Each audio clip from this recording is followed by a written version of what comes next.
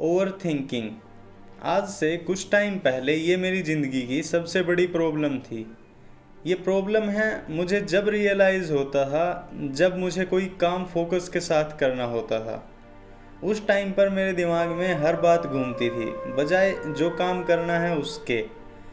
Exact मैं नहीं बता सकता कि प्रॉब्लम क्या थी, पर इस कहानी के जरिए शायद आपको क्लियर हो जाए। एक बार एक आदमी के मन में सुपर पावर्स पाने की इच्छा उठी। इसके लिए वो एक गुरु से दूसरे गुरु के पास गया जिससे कि उसे वो मंत्र पता लग जाए। ढूंढते ढूंढते वो हिमालय की पहाड़ियों तक पहुंच गया और एक आश्रम में गया और वहां उसने अपनी इच्छा बताई। वहां के गुरु ने उसे समझाने की कोशिश की कि ये शक्तियां तुम्हारे कोई काम नहीं आएंगी। अगर इन शक्तियों से तुम पानी पर भी चल लोगे तो कुछ दिन बाद खुद तुम्हें लगेगा कि नाव ज़्यादा अच्छी है। इन बेतुकी बातों में अपनी ज़िंदगी बर्बाद मत करो, इससे अच्छा तो तुम ध्यान लगाना सीख लो। और इस तरह गुरु ने उसे समझाने की बहुत कोशिश करी। जब वो नहीं माना तो आखिर में गुरु ने कहा कि ठीक है, अगर तुम्हारी इतनी ही इच्छा है तो कल सुबह 4 बजे तुम नदी में एक डुबकी लगाकर मेरे पास आना और मैं तुम्हें सुपर पावर्स का सीक्रेट बताऊंगा। आदमी खुश हुआ। ठीक सुबह 4 बजे वह गुरु के सामने खड़ा हुआ। गुरु ने कहा कि मैं तुम्हें एक साधारण सा मंत्र दे रहा हूँ। अगर तुम इसका 40 दिन तक 3 बार जाप करोगे तो तुम्हें शक्तियाँ मिल जाएंगी। और ऐसा कहकर गुरु ने उसे मंत्र दिया और वो मंत्र था अस्तो मा सद्गम्य, जिसका अर्थ है अज्ञान से सत्य की ओर। गुरु ने साथ ही में एक शर्त भी रखी कि जब भी तुम इस मंत्र का जाप करो तो तुम्हें बंदरों के बारे में नहीं सोचना है। वो आदमी बड़ा खुश हुआ कि इतनी आसान क्रिया, क्या बस इतना ही करना है? आदमी ने खुशी से पूछा, क्या मैं जा सकता हूँ? गुरु ने कहा, जरूर जाओ और 40 दिन बाद आना।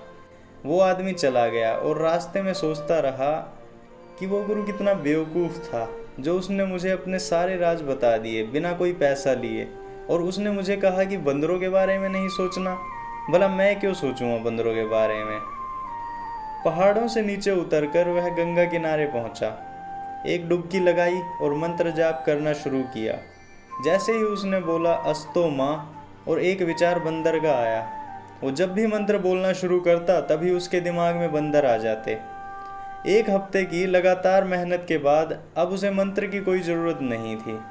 उसके लिए यह पूरा संसार बंदरों से भरा हुआ था। इन बंदरों से तंग आकर वो फिर से हिमालय की पहाड़ी चढ़ा और गुरु के पास गया और बोला कि गुरुजी, मुझे सुपर पावर्स नहीं चाहिए, कृपया बस इन बंदरों से मेरा पीछा छुड़वा दो। अक्सर यही हमारे साथ होता है।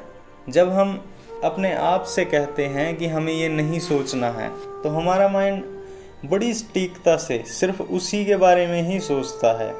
यही इंसानी दिमाग की प्रकृति है। हर इंसान आनंद चाहता है, अपने अंदर भी और बाहर भी। जब बात बाहर की हो तो यहाँ बहुत कुछ है, पर जब बात अपने अंदर के आनंद की आती है वहाँ सिर्फ हम होते हैं। हम ही अपने अंदर की दुनिया के आर्किटेक्ट होते हैं।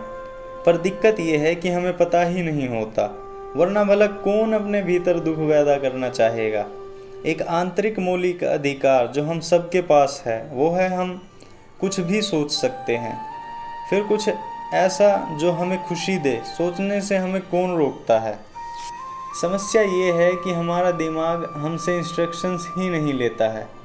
इसलिए योग है जो एक दूरी का एहसास कराता है हम में और हमारे माइंड में। हमारी बॉडी और माइंड में एक स्पेस होता है और इस स्पेस को जानना पहला कदम होता है विचारों से आज़ादी की ओर।